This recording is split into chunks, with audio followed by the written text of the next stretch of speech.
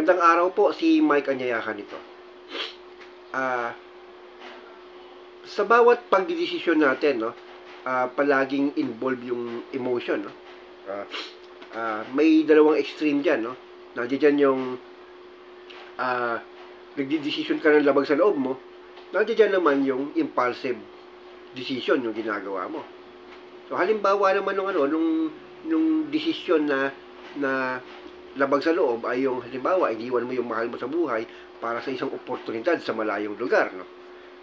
O kaya naman naghiwalay kayo ng karelasyon mo dahil ayaw sa inyo ng pamilya mo, or nag-give up ka ng isang oportunidad dahil alam mo na meron kang magi-give up na mas magandang oportunidad kung hindi mo siya i-give up. So maraming mga gano'n na parang nagbabagabag sa atin.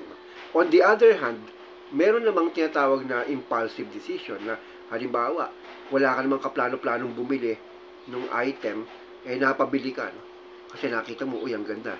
And then, nung nabili mo na, nagsisisi ka, sabi mo, ba't ko mabinili? Wala naman akong planong bilihin to.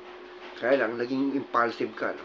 So, nagiging nuisance ang emotion sa ating decision making, no? So bakit nangyayari ito?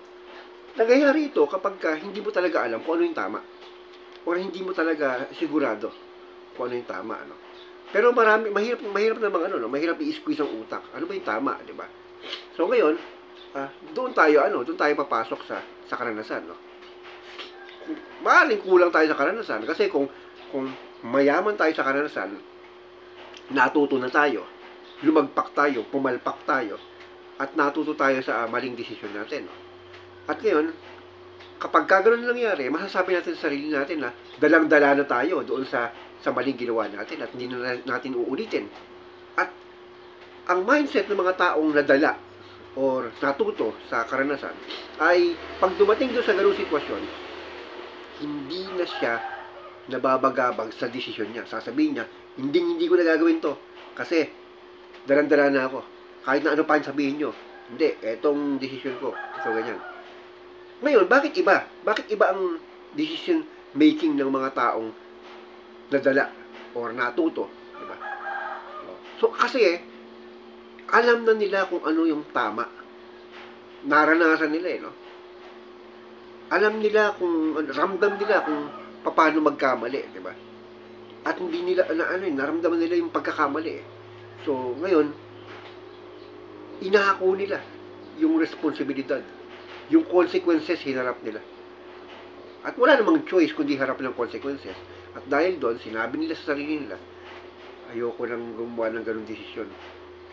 Nakakadala, di ba? So, natuto siya. Ngayon, bakit mabilis mag-decide yung mga taong ganon? Kasi alam na nila yung tama at mali based sa kanilang karanasan. So, ibig sabihin, yung mga taong nahihirapan magdesisyon ay hindi sure kung ano ang tama at mali doon sa aspeto or sa area kung saan dapat sila mag-decide. So, hindi nila ganon alam kung anong kahihinatnan. Kaya tumataya sila. At sa pagtaya, ando doon yung takot. So ngayon, paano, how to deal with it, no? Yun nga, tapang.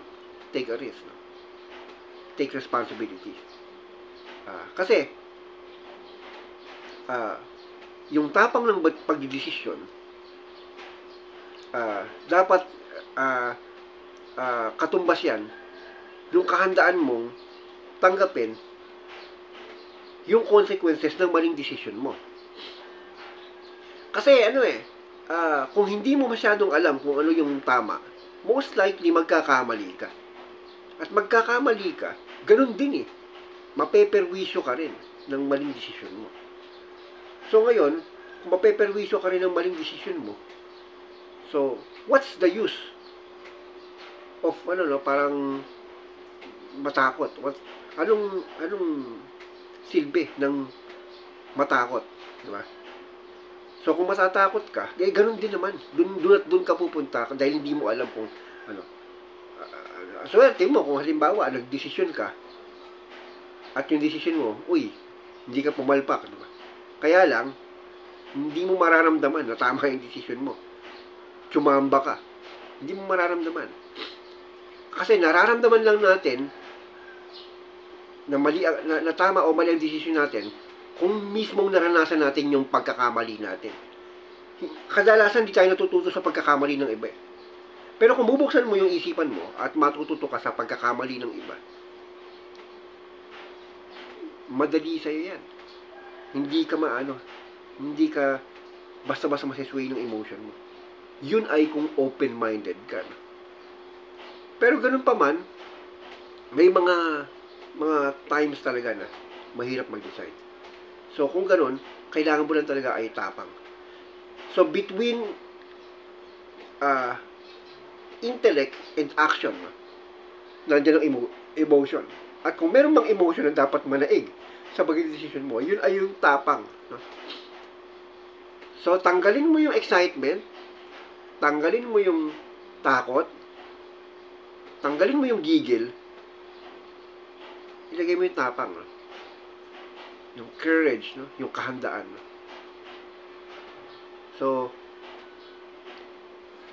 makakita ka man ng mga bagay na gusto mong bilhin, excited ka. So, nasa iyo yun. Choice mo yun. Pero paano kung sasabihin sa'yo na tama o mali na bilhin yung bagay niyan, diba? Nandun sa kahandaan mo na pagsisihan kung mali ba yung bibilhin mo. Kasi hindi pwedeng laging yung personal gains yung iniisip natin sa decision making natin. Dapat kinukonsider natin yung negative side. Dahil wala namang perfecto talaga eh. So dapat ina-acknowledge natin yon na sa bawat decision natin, laging merong may negative side yan. Package deal yan. Laging may pros and cons. Pag pinili ko to, may pros and cons yan. Pag pinili ko to, may pros and cons yan. Ikaw na bahalang pipili kung ano yung pros, no? Based sa yung prudence, no?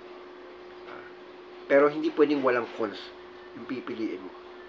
So, kung may cons pala, so, what's the use na matakot? So, tapang. Then, after all, no, kung mag-decision ka, kung magkamali ka, makakatulong sa iyo in the future kung paano ka mag-decide. At sa pag-decide mo na yon, pwedeng matuto rin ng ibang tao sa karanasan mo. At yun ay napakalaking bagay. At kung matututo yung ibang tao sa karanasan mo, why not matuto ka na ngayon sa karanasan ng iba? Bakit hindi ka magbukas ng isipan at damhin kung ano ang naranasan nila sa kanilang pagkakamali? Ito po si Mike Kanyayahan. May the force be with you.